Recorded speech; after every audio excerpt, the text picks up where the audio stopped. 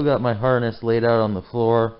Haven't found, well, I know people that'll flash my PCM, but I haven't been able to contact anyone.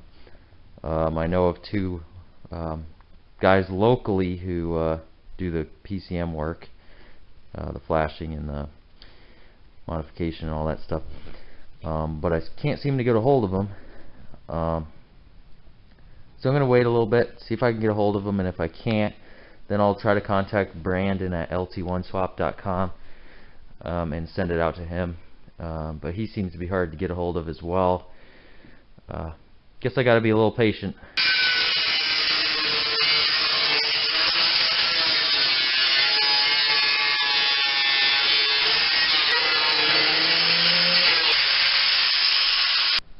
Alright guys, I got the fenders painted up yellow. It should look pretty good with the yellow firewall. The snow is starting to melt out there.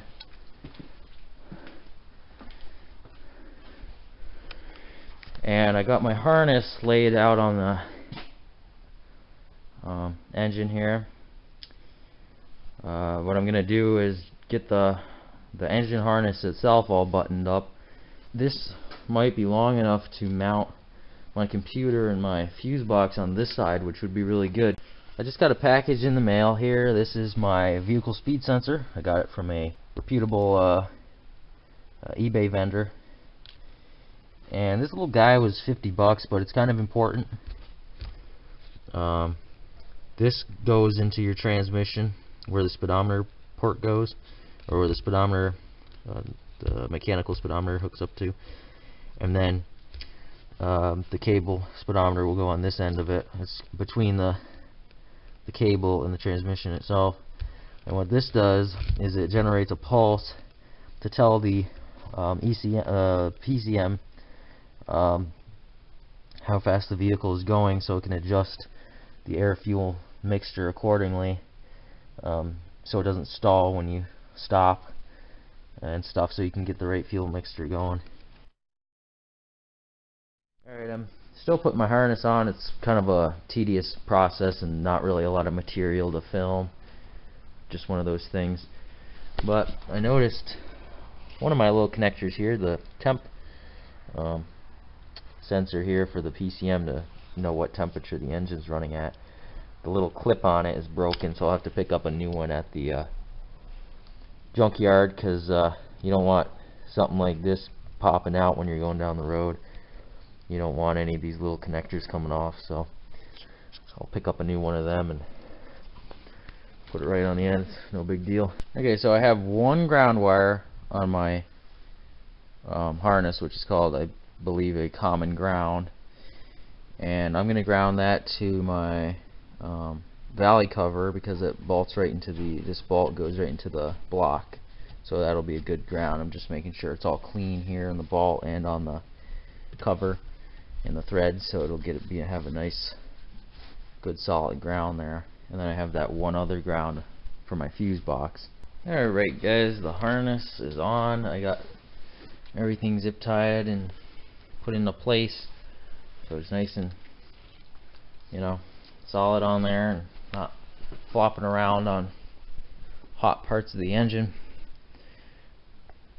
And I got my fuse box here, and then my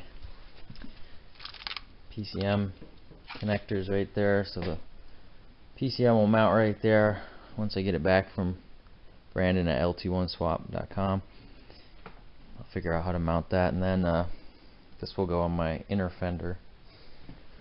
Right now I'm gonna put this on, the Cork support. There's some wiring in here that I can remove. Some of these red wires, they don't go to anything. Alright guys, the Cork support is back on. Starting to look like a truck again here. I like it.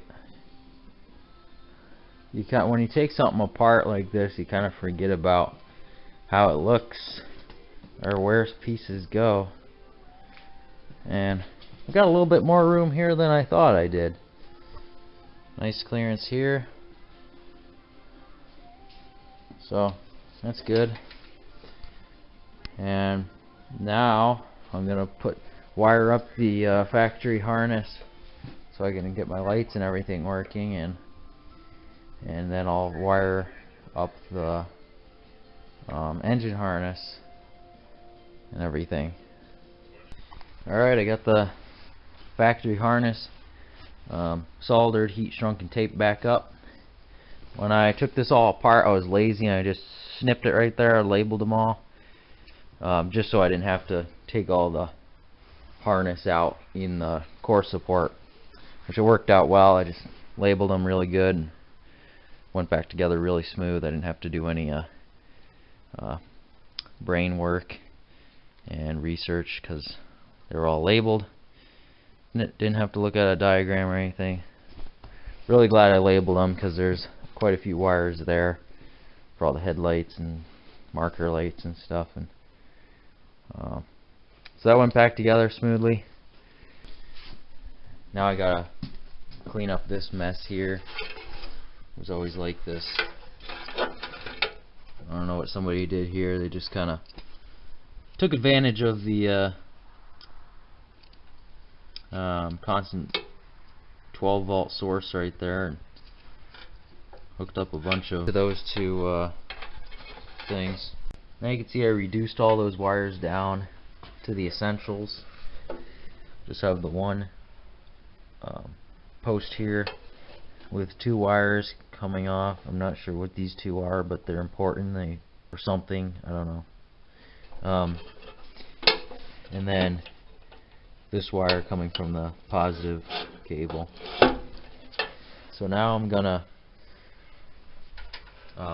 situate my ground straps, my ground cable from the battery. I'm gonna put it right on that right here, and then another strap to the frame.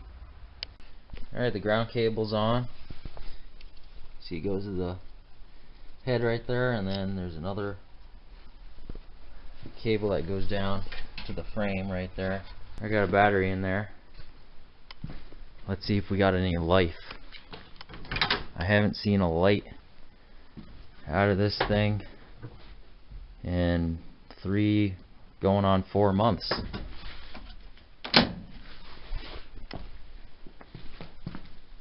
Oh yeah, we got tail lights.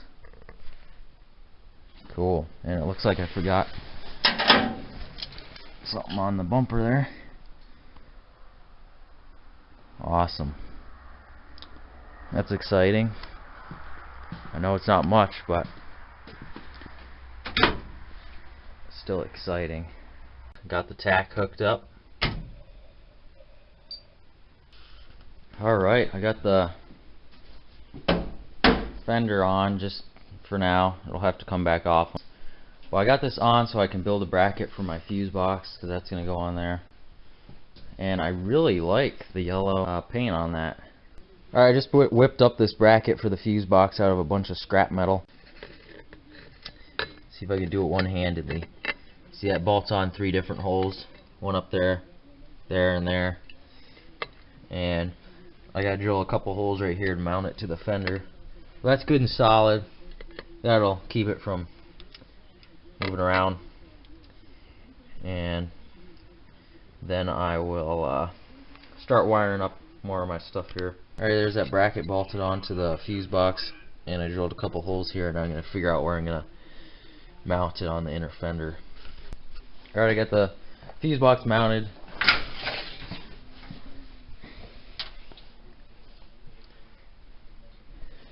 Nice and sturdy. I wanted to put it up further here, but this is where my hinge comes down for the hood.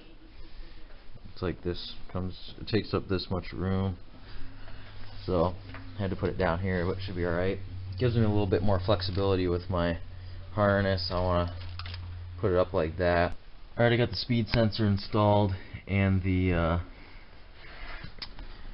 speedometer cable on there, and I'm gonna run the wires along with the speedometer. Just zip tie them to the speedometer cable.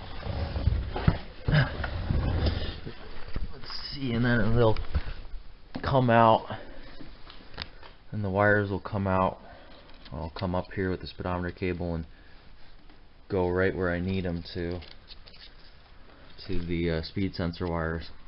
I actually followed the instructions here, and I don't have any parts left over, so it must mean I installed it correctly. Alright, I got the speed sensor wire coming up along with the speedometer cable. I haven't snipped off the zip tie tails yet, and I haven't tidied it up yet. This is going to run along neatly with the other wires. There we go. So that should work. Black wire is on the low signal from the PCM, and gray wire is from the high signal. I guess it's one of those things that doesn't matter, like a light bulb, it doesn't matter which wire you put on which one. But that's just what they said in the instructions, so I just did that. We're pulling out this steering column. It's a tilt steering column. That's going to go in the old Chevy. Awesome.